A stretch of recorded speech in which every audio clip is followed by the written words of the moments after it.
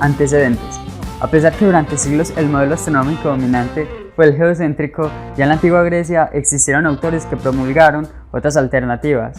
Entre ellos se encontró Filolao, un filósofo pitagórico que afirmaba que en el centro del universo había un gran fuego con los planetas y el Sol girando alrededor de él. Por su parte, Heráclides Póntico explicó en el siglo IV a.C. que solo Mercurio y Venus giraban alrededor de nuestra estrella, orbitada a su vez alrededor de la Tierra junto con los demás planetas. Ptolomeo ha pasado a la historia como el creador de la teoría geocéntrica, aunque anteriormente Aristóteles había definido este modelo. En su obra realizada en el siglo II, él creía en el movimiento perfectamente circular y tenía los motivos para creer que la Tierra estaba en reposo. Una pelota que se deja caer desde lo alto de una torre lo hace verticalmente, en vez de ladearse al oeste, como hubiese sido de esperar si la Tierra viajara de este a oeste. Aristóteles no consideraba que la Tierra pudiera participar en la rotación de la Tierra. En el afán de combinar la física con la metafísica, Aristóteles propuso la teoría del primer motor, que proponía una fuerza mística más allá de las estrellas fijas que produjera los movimientos circulares que observamos. Este modelo fue adoptado por los teólogos que interpretaban a la fuerza mística como ángeles, y así la visión de Aristóteles duró muchos siglos.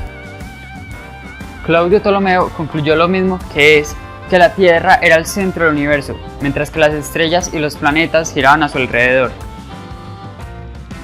La importancia de esta fue tal que se convirtió en la predominante hasta el siglo XVI, cuando el heliocentrismo se fue afianzando. El geocentrismo también fue la opción defendida por la Iglesia, que consideraba que se adaptaba mucho mejor a la Biblia.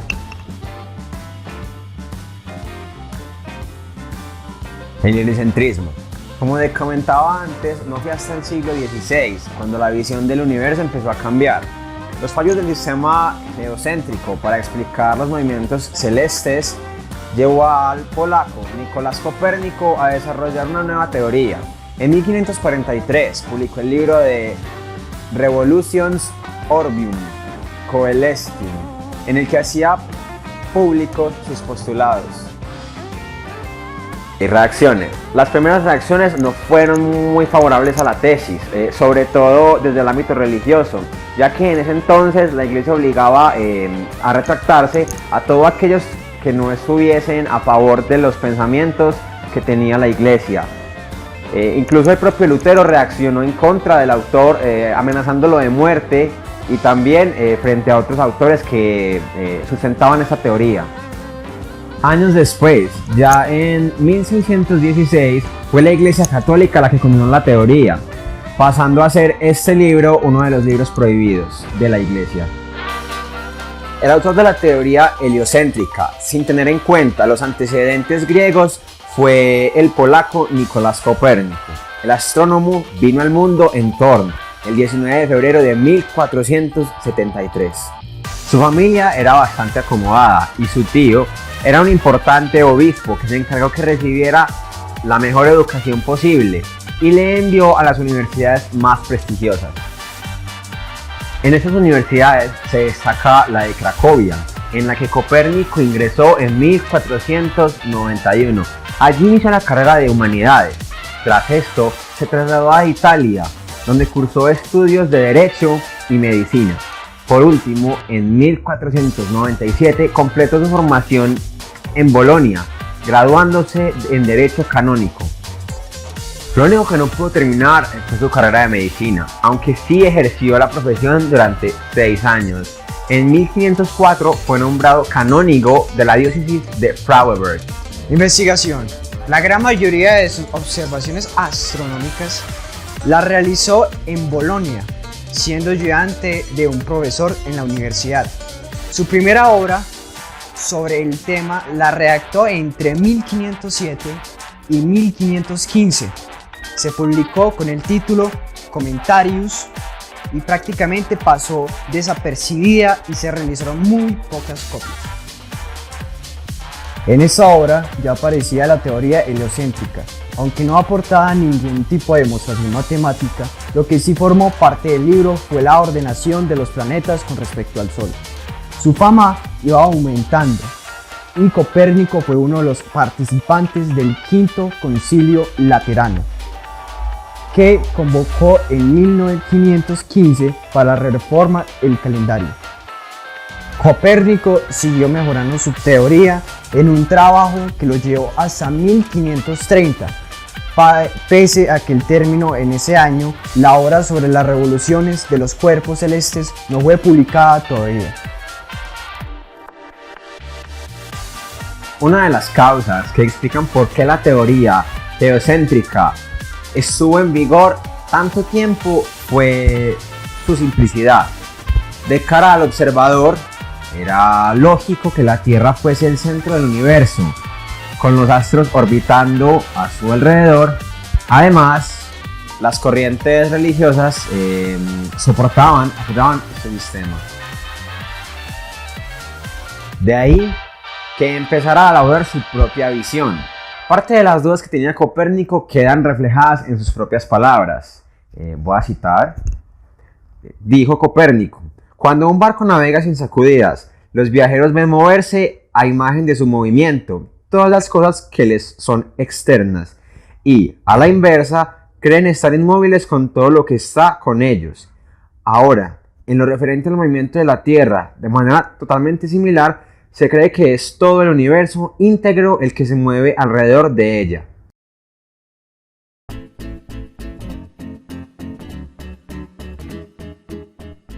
Características de la teoría. De manera resumida, se puede definir el heliocentrismo como la teoría que afirma que es la Tierra y los demás planetas los que giran alrededor del Sol. Los seguidores de la idea indicaron que el Sol se mantiene inmóvil en el centro.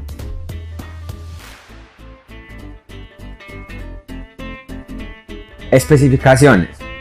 Partiendo de estos postulados, se pueden extraer algunas características de la teoría heliocéntrica propuesta por Copérnico. Este afirmó que el universo era esférico, igual que lo era la Tierra. En cuanto a los movimientos de todos los cuerpos celestes, estableció que era regular y perpetuo. También lo describió como circular, dividiéndolo en 3 movimientos diferentes.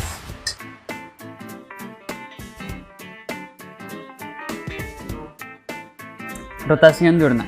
Se trata de la rotación únicamente de la Tierra, con una duración de 24 horas.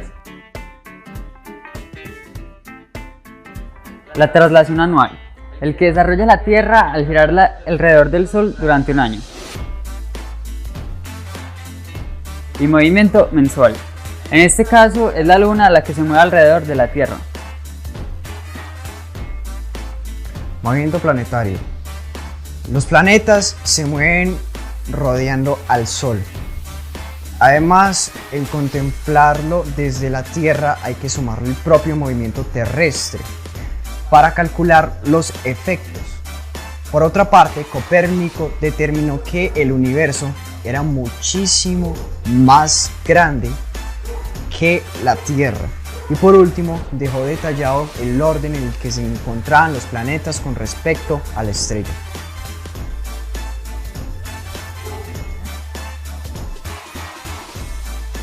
Orden del firmamento.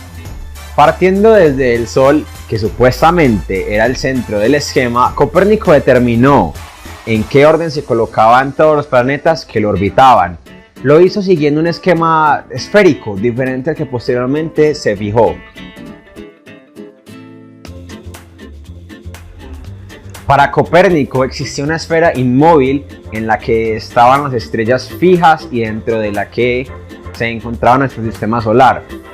En cualquier caso, aparte de su explicación acerca de cómo se comportaban las distintas esferas que formaban el universo, el orden propuesto empezaba por el Sol y tras ese estaban Mercurio, Venus, la Tierra, la Luna, Marte, Júpiter y Saturno.